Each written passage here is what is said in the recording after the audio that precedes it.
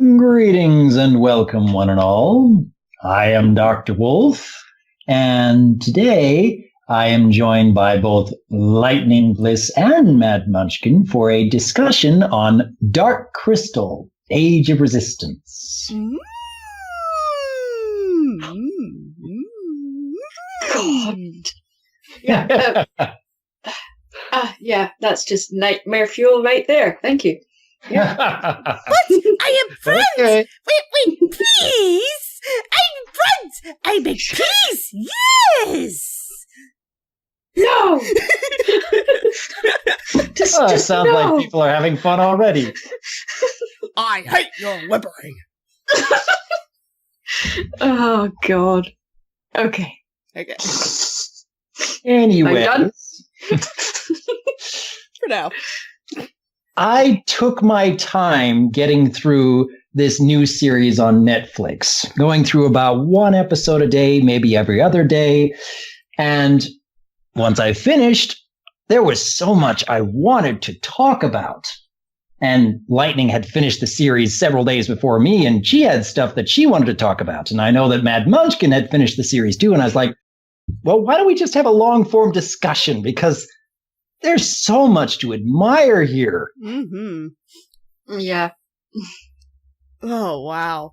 It's kind of bittersweet too when you think about it, because we've seen the movie, and apologies for the dog in the background, but it's like, so I felt before I watched the series, I was a little hesitant on watching it, not because I was worried about whether or not they were going to commit to the style of the original movie, but because we all know what's going to happen. The movie basically explained that the whole thing with the Gelfling tribes, they're all basically extinct with the exception of our two protagonists in the film.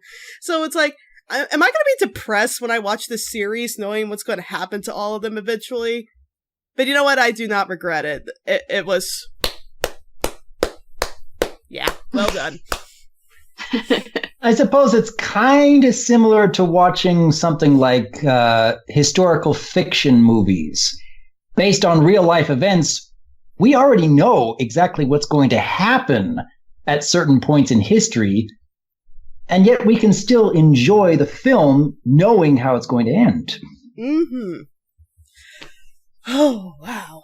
Oh, where do we start with this?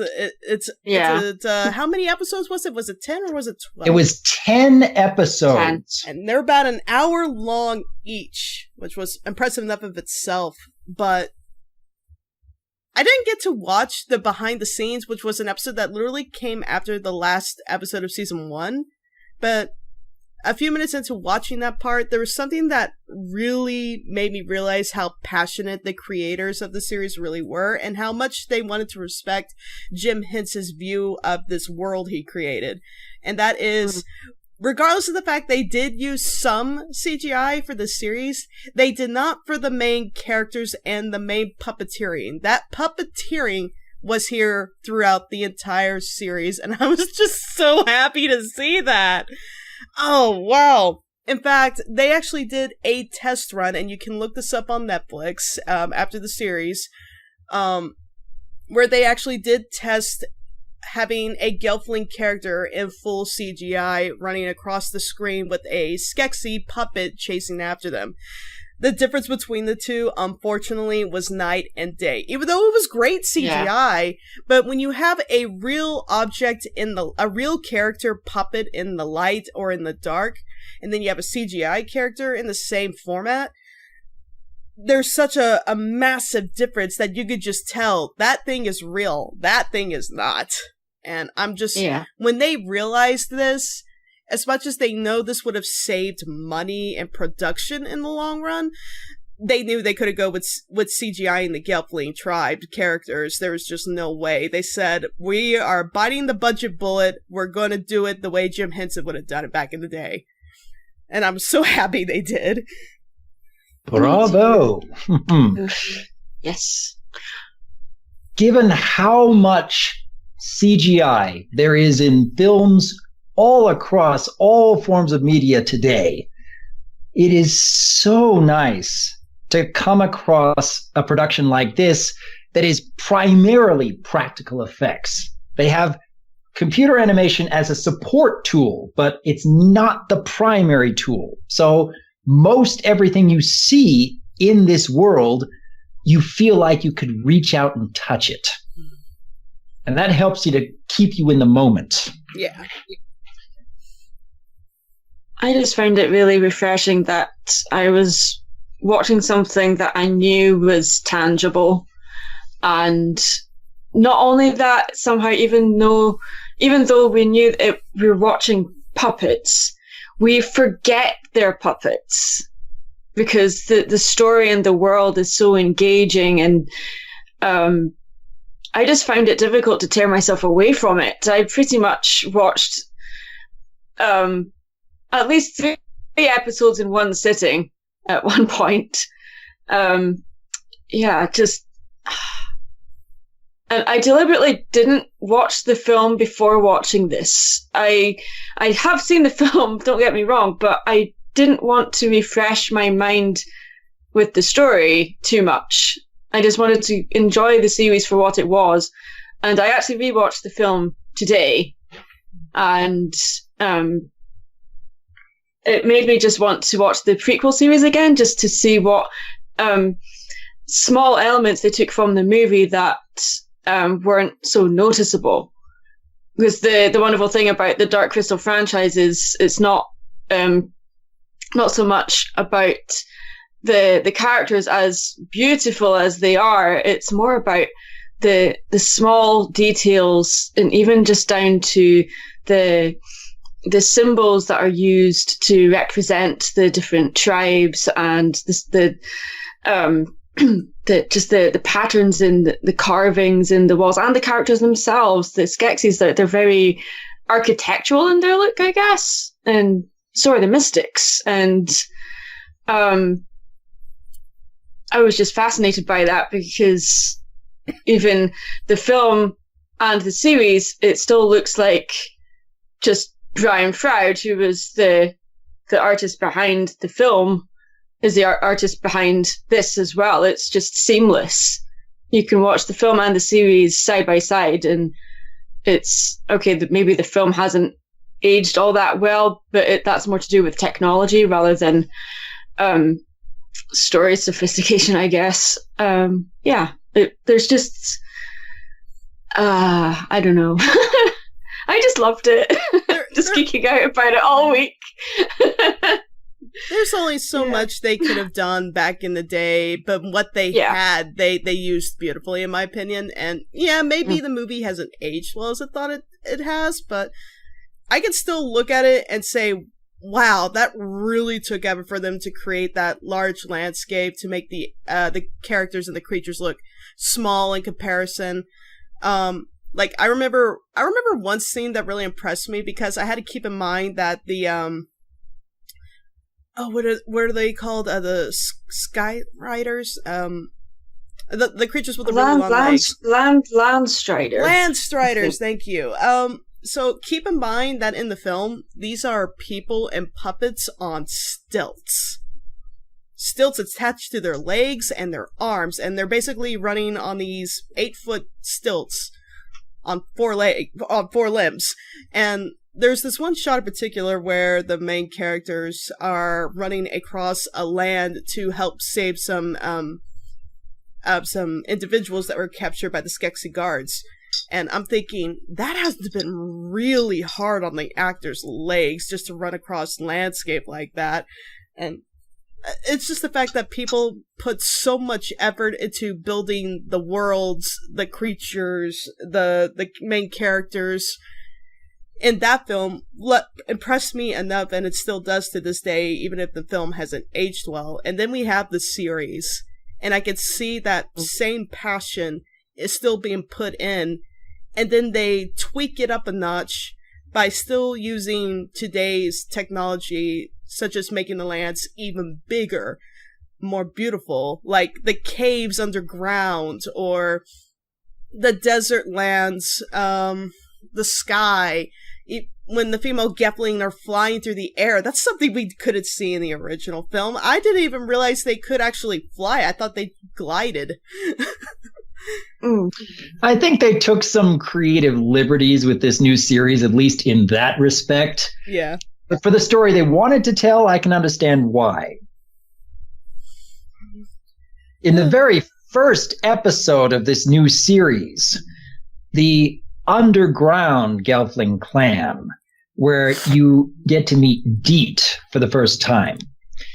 And there's this sequence where she is flying through these caves and all this glowing moss and these creatures that she flies past, and it looks gorgeous. I am glad that even though the original, it showed them maybe having a gliding feature, for what they wanted to tell here, this works wonders.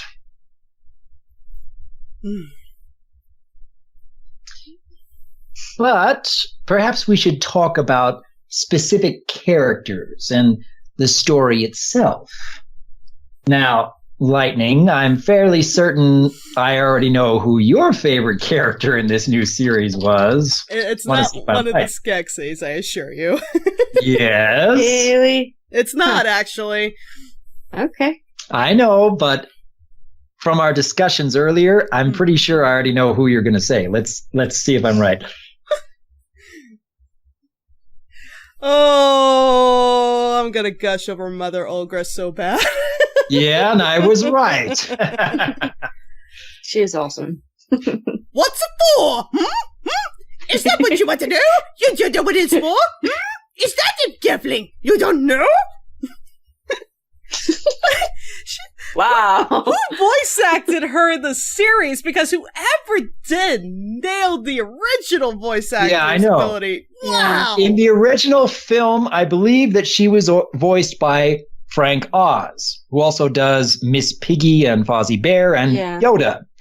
But for the new series, it's someone by the name of Donna Kimball.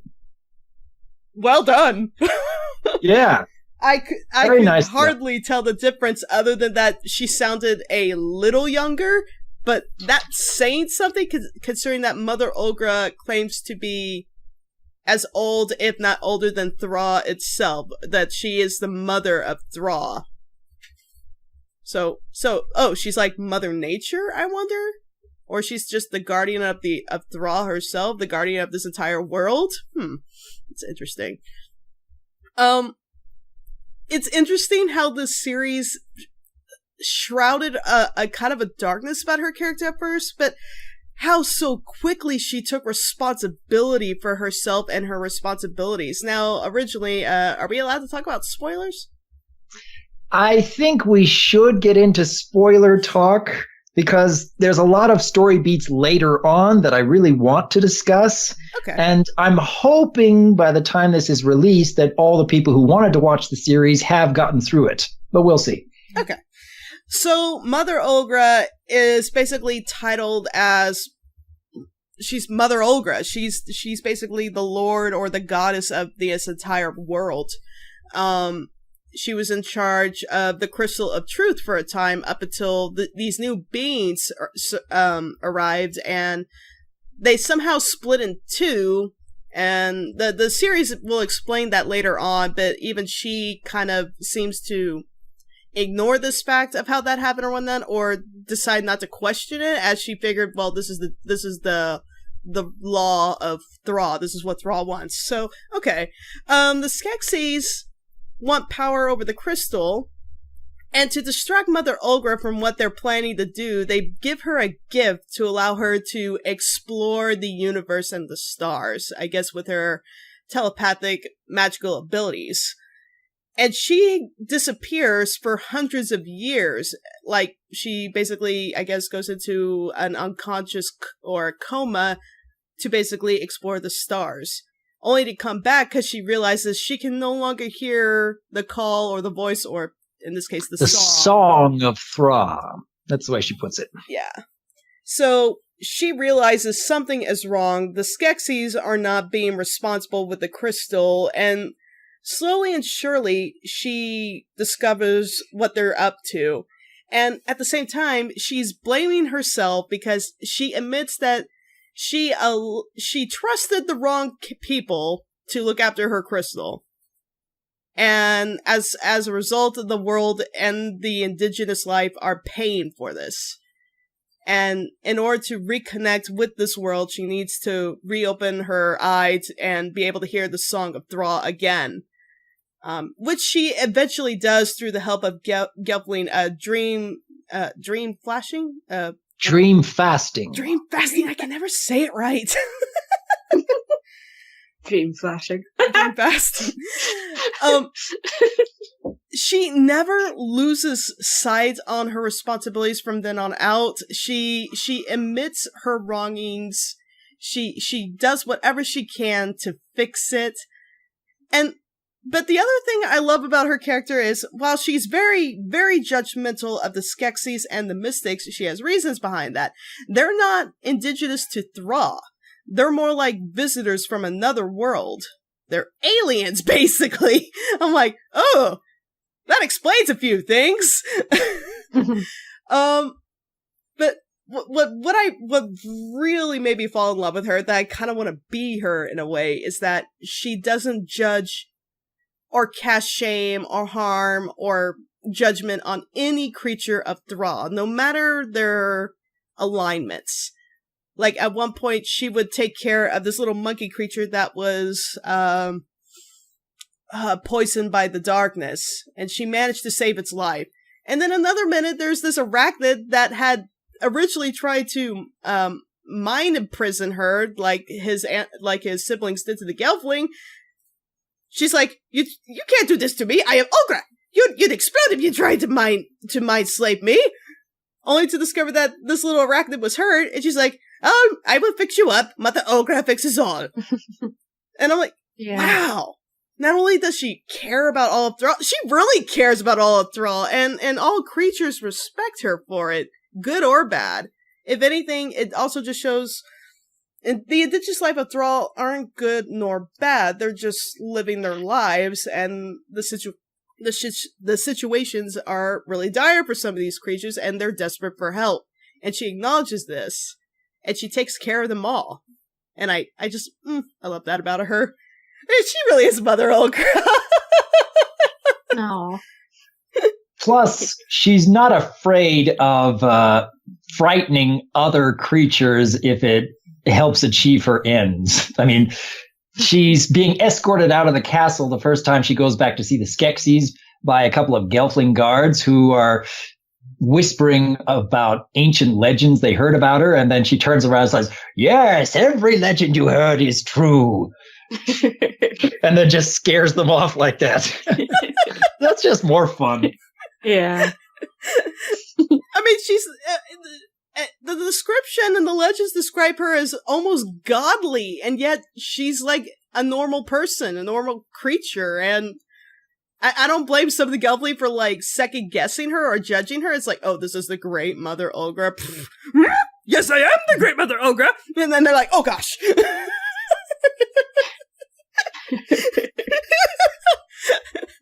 It's like, oh my gosh, it's like my mom, but scarier and firmer. But she has the ability to be super kind when she wants to be.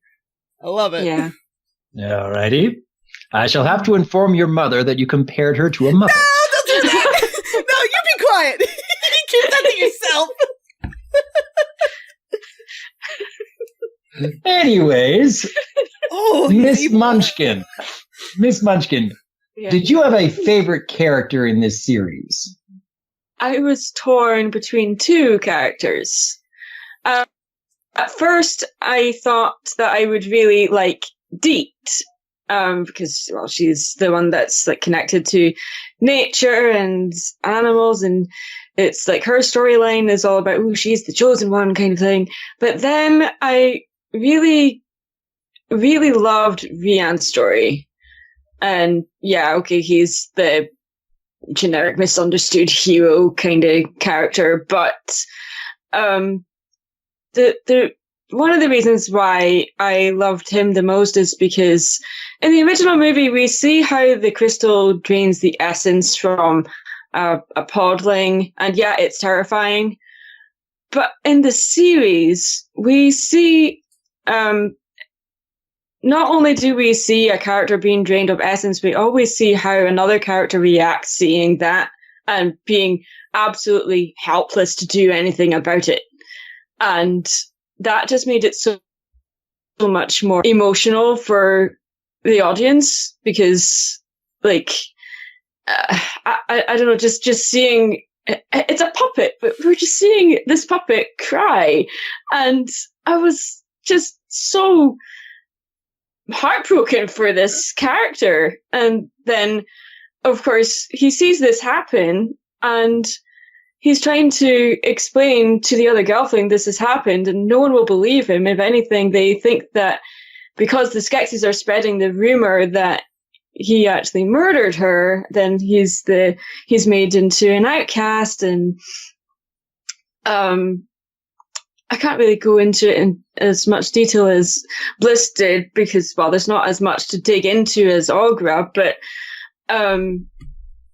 in regards to just connecting what happens in the film to the series, it made us see the Skeksis in a much more vicious light, because we have a character to emotionally tie ourselves to, which we didn't really have in the film so much. At least from my perspective anyway. But I just really loved how, even though he was outcast and rejected by the Gelfling and his father at one point, but he was still willing to help other Gelfling that he found on the road, even though they were also just wanted nothing to do with him, like that family that he stopped to help. And they call him a monster, and he's like, have a safe journey. And I was like, even though these other people are treating you like so they're treating you so bad, you're still, being the soldier that he is. And I don't know, I just really like characters like that. I mean, can I add something to that? Sure. Of course you can. I guess it's like, let's put our feet in his shoes for a second, or view it from a similar perspective. Let's say our leaders, the ones who we look up to, the ones we entrusted our power and our laws to, like the President of the United States. Mm. And meanwhile, we, with the exception of you, our leader is committing a crime so horrible that only you witnessed to. And now go try and explain that to your people. Go and explain that to your family, to your friends. Our leaders are doing these horrible things to our people. We have to rise up and stop them. I would be terrified if I were that guy. Yeah. And yeah, I think he is a great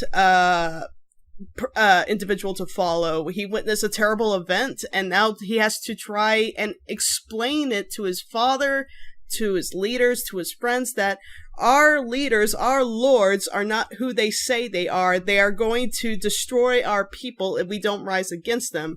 And it's not that they're just lords and they're leaders and they're guardians of their most treasured sacred crystal that represents all of Thra and Thra's heartbeat, I guess you could say. They are viewed almost as godly. They are these big, powerful creatures that could easily destroy them if they how they see them. And now having to tell your people that we need to stop them or they will destroy us. Oh, wow. I would not want to be, Rayan. No, I would not want to be him. No.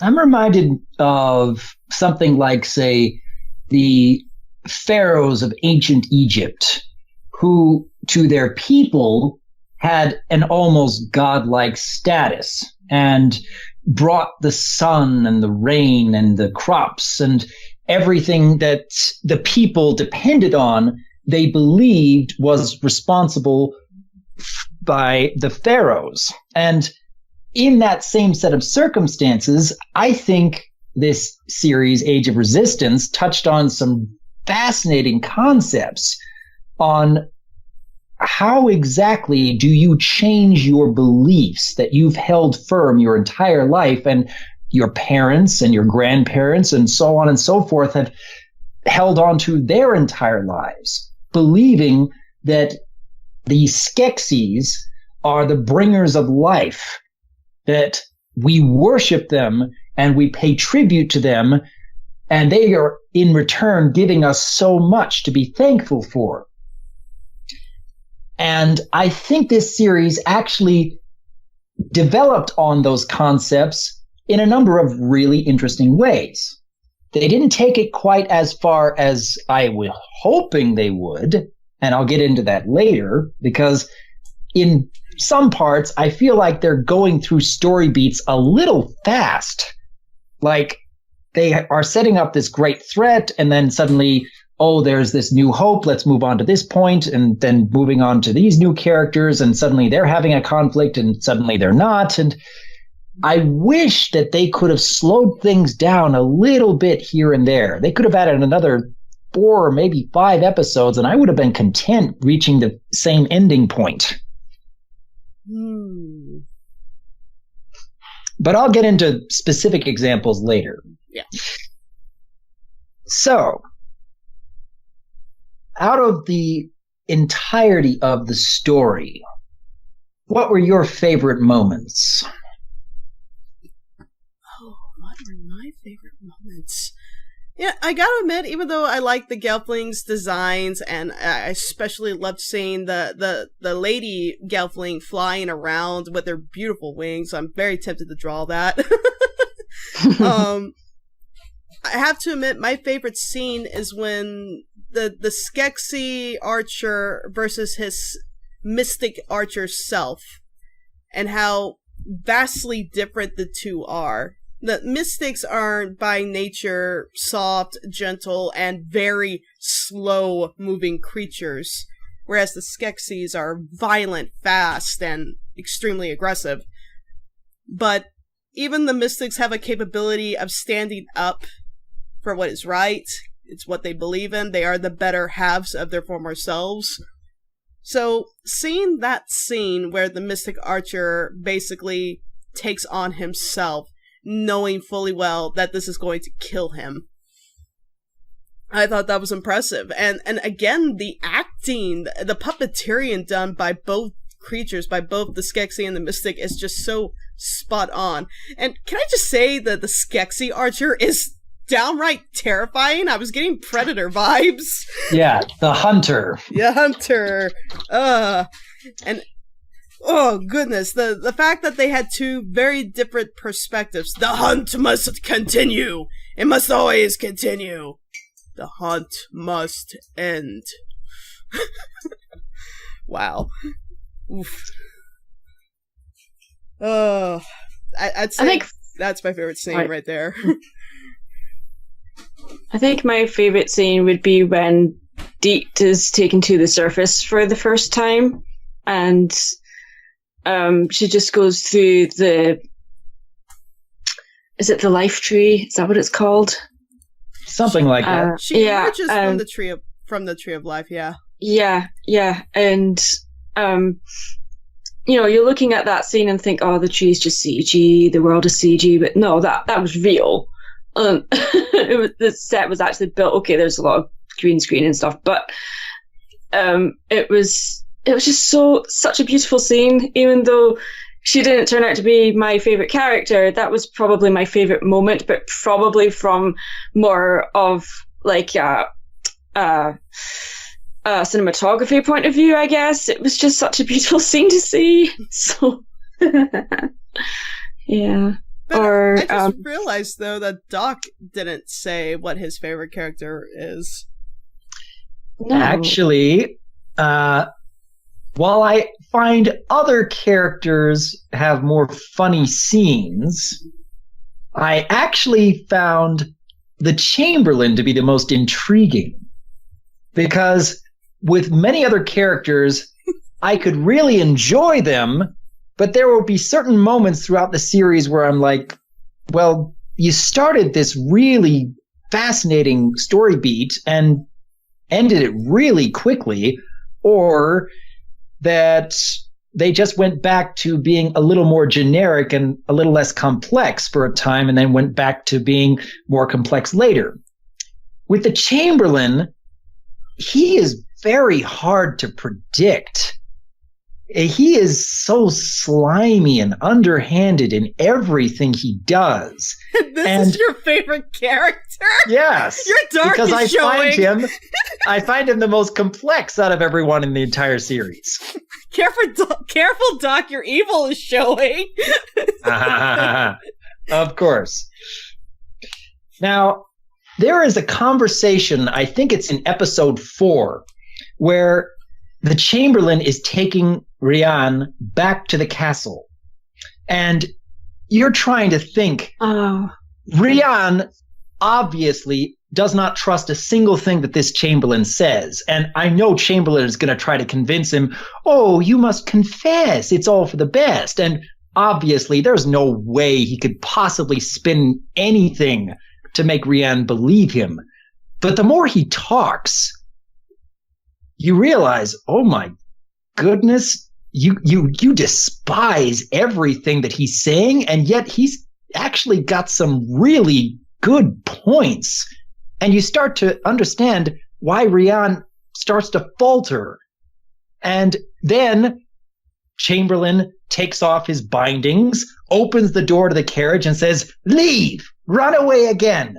And in that moment, I'm like, oh goodness, that's really clever. You actually give him an opportunity to escape and make it seem like he's the one at fault if he goes out that door. That's kind of brilliant. So yes, I find the Chamberlain to be incredibly complex compared to the rest of the characters. You despise his actions. And yeah, he does some pretty horrible things. But at the same time, he's just intriguing. You know that if you were in the same room as this vile creature, you'd want to smack him in the face. But at the same time, he's really good at making you think that you're the one at fault and that you should follow his plan. Later on, especially with the Skeksis general. The moments between these two characters, you think it's going to go one way and then it goes completely opposite. And you're like, where did that come from? Wait, that's his plan? What? All the while, you have a hard time being able to predict what he's going to do next. And it's all because first he's actually trying to help the general, even though he has an opportunity to slay him right then and there. He wants to help the general so the general will put in a good word with the emperor and give the Chamberlain back his position. And only after that point, he sets up a new set of circumstances where he's finally able to stab him through the heart and see the general dissolve into dust. And all the while you're thinking, wow, I am so glad that they wrote this slimy, contemptible character so brilliantly.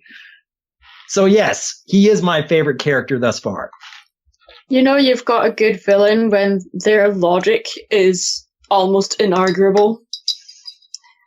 He openly admits that he hunts. He doesn't hunt for trophies. He hunts power. He clearly says that, but oh no, when he stabs the general later on, it's not just about power. It's about revenge and being respected because the general humiliated him. So he wanted to make the general suffer in every aspect, from humiliation to making him put in a good word to physical suffering, and then finally doing the deed himself just for pure vengeance. You were in my seat. I'm like, is this the same Chamberlain from the movie? I mean, it is, and yet so much development. Anyway, go ahead, Maddie. I'm sorry. Anyways, Yes, it's a villain that happens to be my favorite, but I hope people can understand why I like complexity. And usually the most complex characters, especially in fantasy like this, are the villains. Mm-hmm. It's so often like the heroes, like, admittedly, especially Vian, he is like the generic misunderstood hero archetype. So yeah, the villains, they usually have more to do. They're usually look more interesting, and yeah, they're usually just more, they're not as predictable. So, or they're, yeah. I think that's what I meant. Words. Now, I did want to talk about the puppeteering for a little bit, because I do have many fond memories of the original film. And admittedly, I was looking forward to seeing that same level of performance in the puppets in the new series. For the most part, it is excellent. I think the Skeksis are by far the best puppeteering in this series, because every time the Skeksis are on screen, you have to remind yourself, those aren't real. And when they're interacting with each other and tearing each other down, the little emotional intricacies in their faces are able to help sell what they're saying. And I have to applaud the puppeteers for that. I can't quite say the same for the Gelflings. In many moments, they can do their job pretty well, and they're able to sell the emotional scenes.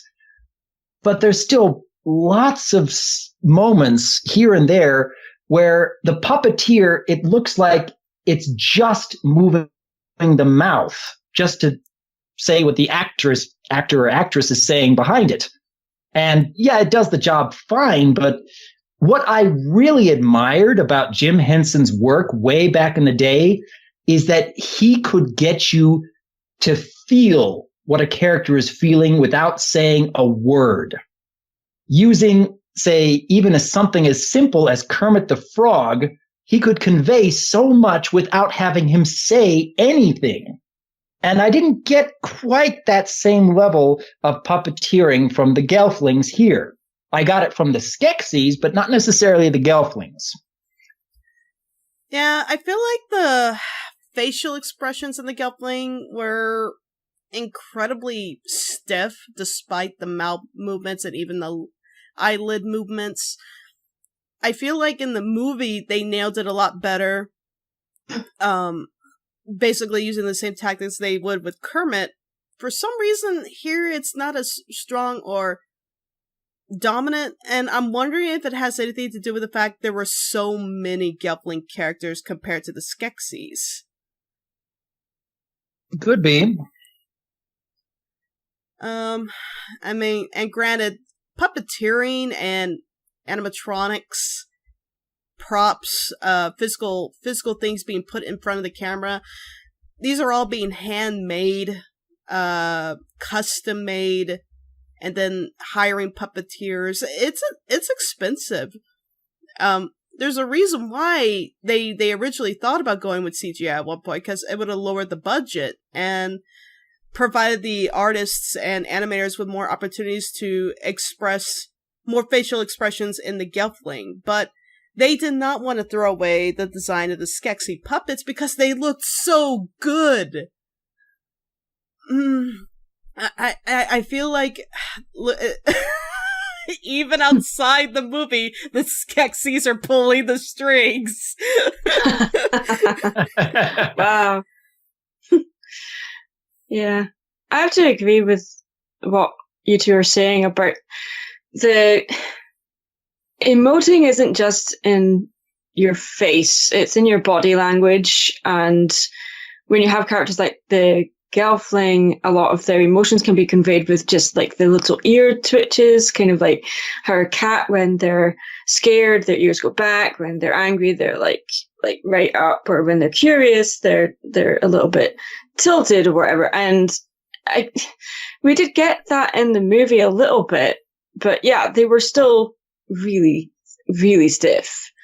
In the series, yeah, there was, I think I read a review one time, someone was finding it difficult to differentiate between the Gelfling because they all pretty much had more or less the exact same body language. And yeah, I have to agree with that. The only one that maybe stood out the most was Deet.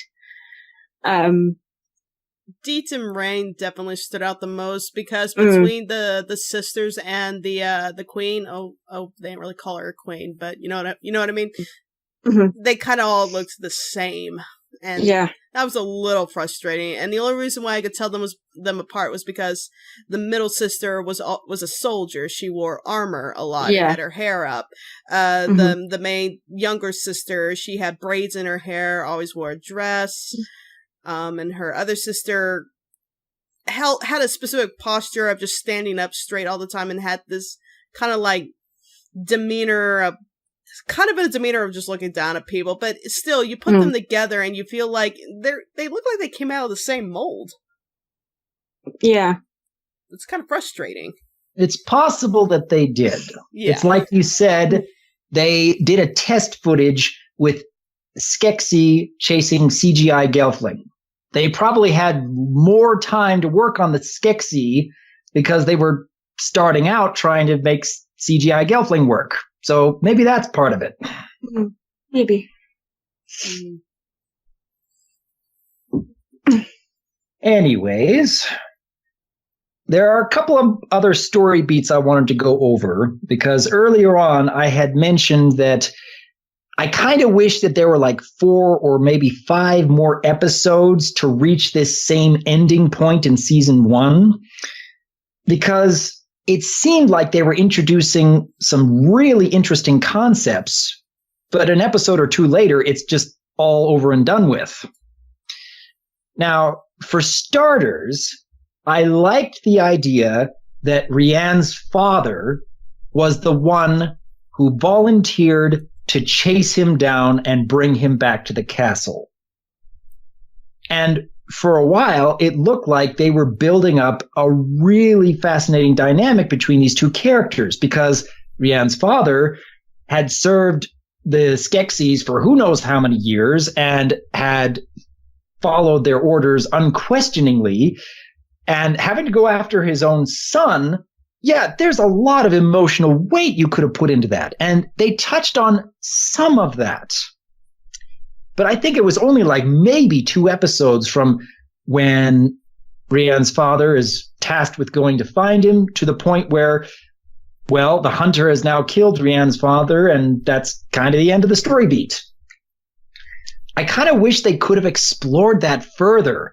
Like, Rianne is so committed to trying to show his father the truth, but his father is so torn between his own son and trying to follow the will of the Skeksis, who, as I have discussed earlier, they kind of see them as bringers of life and being able to keep order in the world, and that would be going against everything he stood for his entire life. I wish they could have gone a little bit further in that. Yeah. Yeah. I agree that it's... yeah. I don't know what else to add. You said pretty much exactly what I felt about that story point with his dad. Just, you kind of saw it coming, really, but it just happened a lot sooner than I was expecting it to. Yeah. Yeah. I was kind of in that state where, okay, we have 3 main protagonists with 3 different story arcs. That's a lot for a series. So I really did not make high expectations on storylines with all 3 of them, because I had a gut feeling that it is very, very possible that they're not going to be able to stick with this all the way through, or it's going to drift off and they're going to tie up loose ends pretty quick. But I was thinking, well, maybe they won't, because it's only season 1. Are they going to do another season? I'm not sure. I hope so. But then, yeah, stuff like Rianne's father is dead. Okay. The Tree of Life is gone. Okay. The Moldra is dead. The older sister have seen the error of her ways, and so many things are getting tied up now, so I'm actually starting to wonder, are they even going to do a season 2? Speaking of the sister, I think her name was Celadon? Mm-hmm. Yeah, I'm pretty sure. I think so.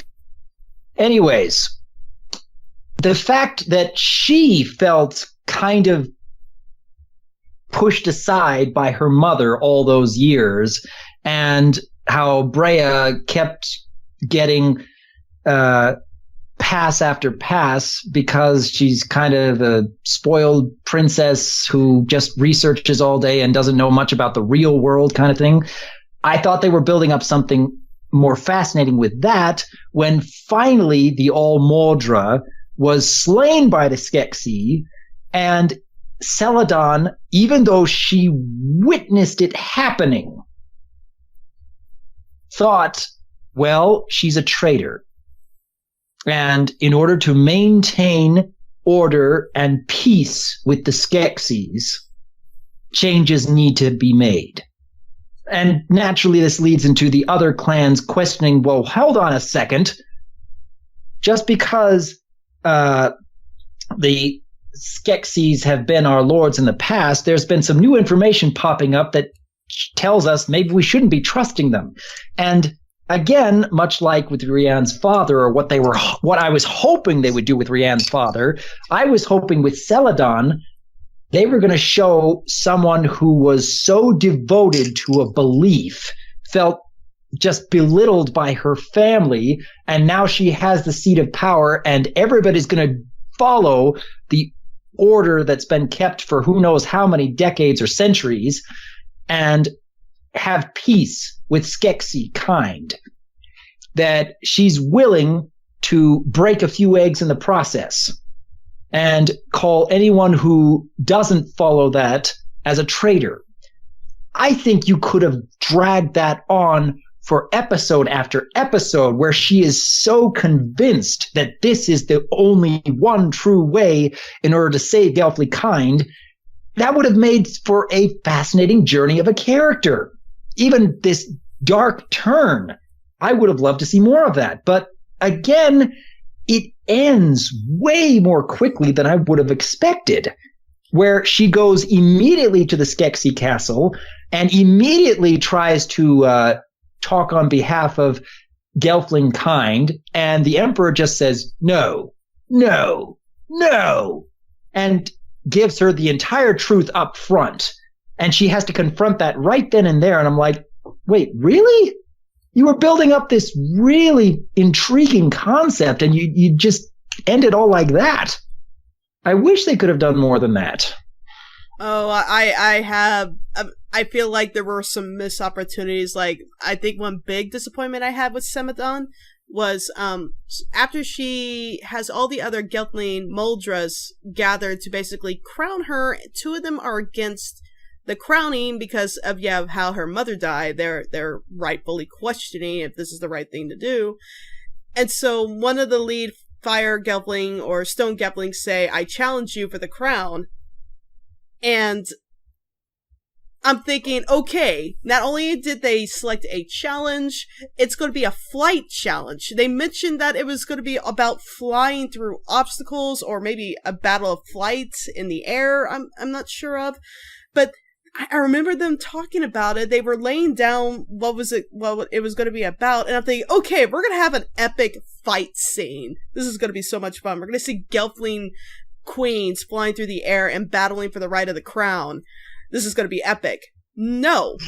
Instead, Celadon shows up saying that she relinquishes the Moldra crown because she is of a higher authority, if not sees herself as on the level of the Skeksi lords.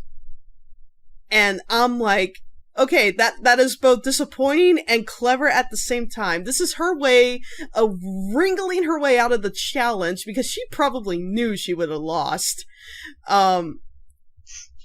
But at the same time, it made me hate her character so much to think that she was above Gelfling tradition and law, and she was putting herself on top of where the Skeksis were, just because she was trying to hold order that she believed in so blindly.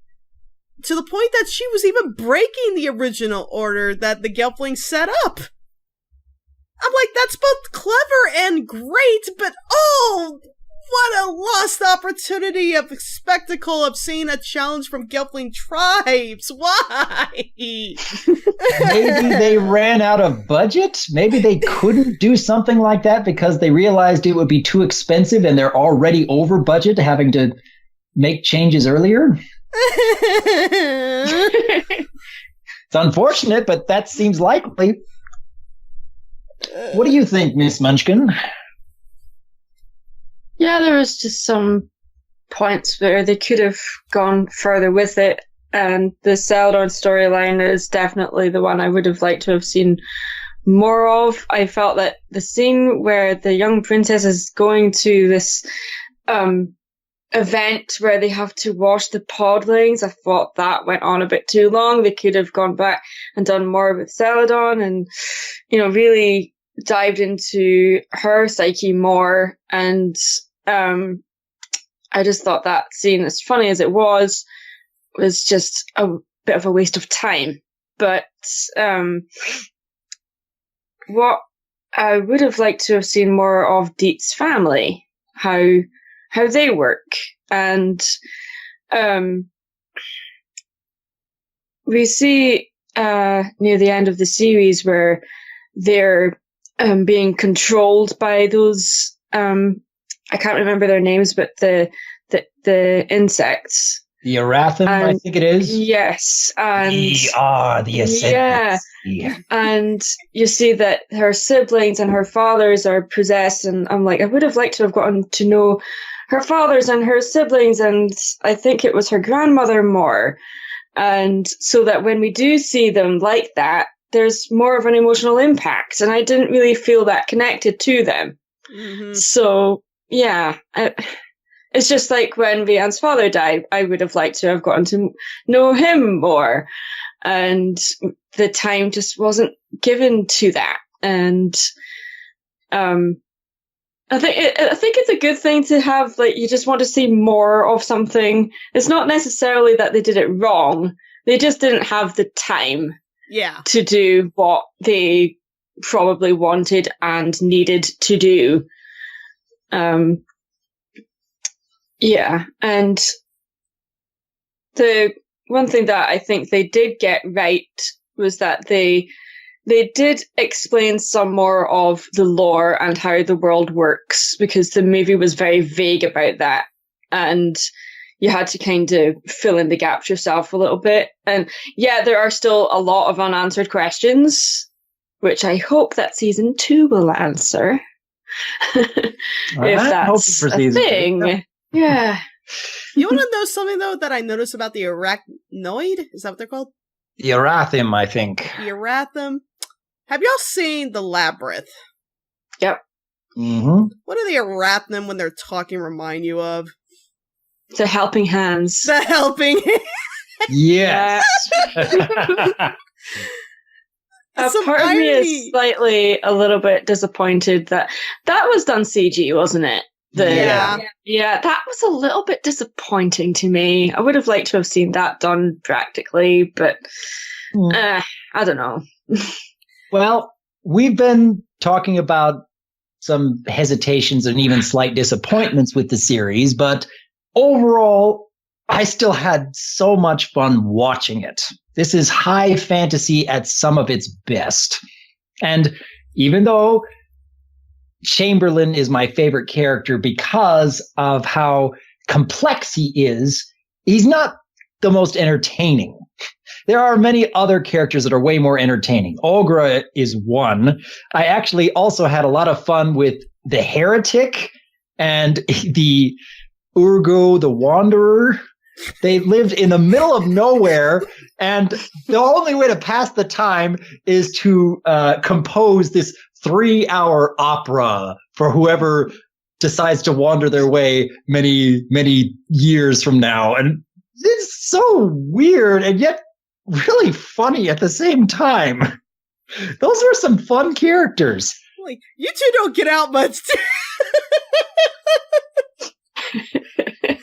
No, I love how they bounced off each other. The sketchy heretic, he's just say it, continue, say it. Oh, we're gonna be here all day.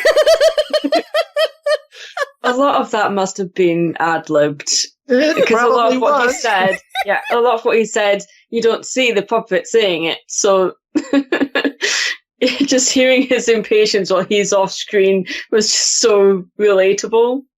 But I loved the little nod to the actual artistry of puppetry with their telling the story about, explaining the lore of the world through puppets. And I don't know, I just thought that was both meta but also just so beautiful as well. To see puppets doing puppetry. Yes. Fantastic. Fantastic That. Okay, I didn't realize that until you.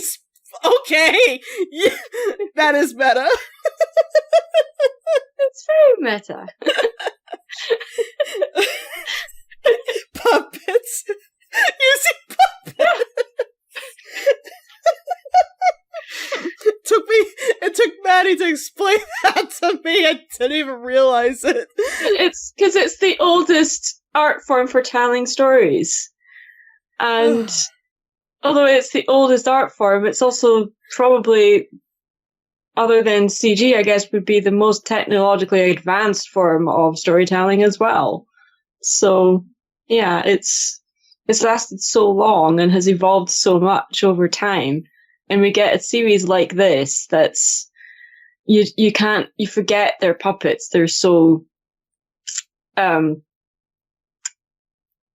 so much detail to them, and you can just look at the character's design and just see how much thought was put into that. Like, it's not just, this character design is, it's going to look this way, but no, you can tell the actual thought was put into all the symbols and why certain patterns were on their clothes, because that might, it tells you where they're from. It's not just slapped together randomly. It's like to tell the story, and like it adds to the world. It makes it adds believability, and that to me anyway just means so much that they don't just go, it's just a kid's show, or it's just a fantasy movie. No one really cares. No one looks into it that deep. Meanwhile, YouTubers like us are like, well, let me sit you down for a second. We're going to be pretty passionate about the stuff we enjoy. I'll put it at that. At any rate, for anyone out there who has not yet sat down and watched this series, if you have even the if you have even the slightest interest in the fantasy genre, or if you're a fan of any of Jim Henson's previous works, you should take a look at this. You will enjoy it. Mother Olga watching you. If I was more awake, I would do more quotes too. Yes. Sorry that we kind of have to keep you up so late. Our time zone differences can be quite staggering. But I'm glad that you were here with us, Miss Munchkin. Yes. Me too, but I'm usually up till this time anyway. But yeah. I admit I was half expecting you to say, I hate your whimpering.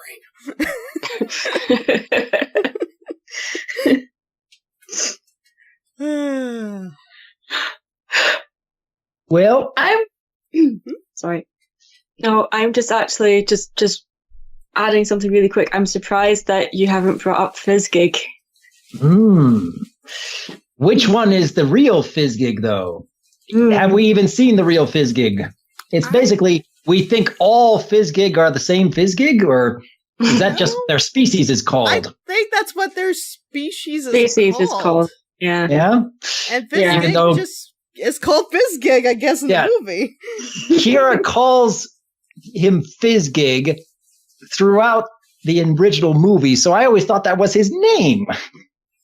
That might be because of how she was raised by the podlings. The podlings called it Fizzgig, so she called him Fizzgig. And she just assumed that was the name. But no, that's actually the name. I don't think Fizzgig is even born yet, because I think this entire series happened many years ago before the actual war. Alrighty. Well, once again, thank you to both Lightning Bliss and Mad Munchkin for joining me in this rather extensive discussion on a new series that we're already itching to see the second season for. Yep. And I do hope that each of you in the audience will go down to the comments and write about your favorite moments and your favorite characters and what you're hoping to see in the future for this series. Because I really hope it's going to continue. Me too. I want to see more. But until next time, I am Dr. Wolf.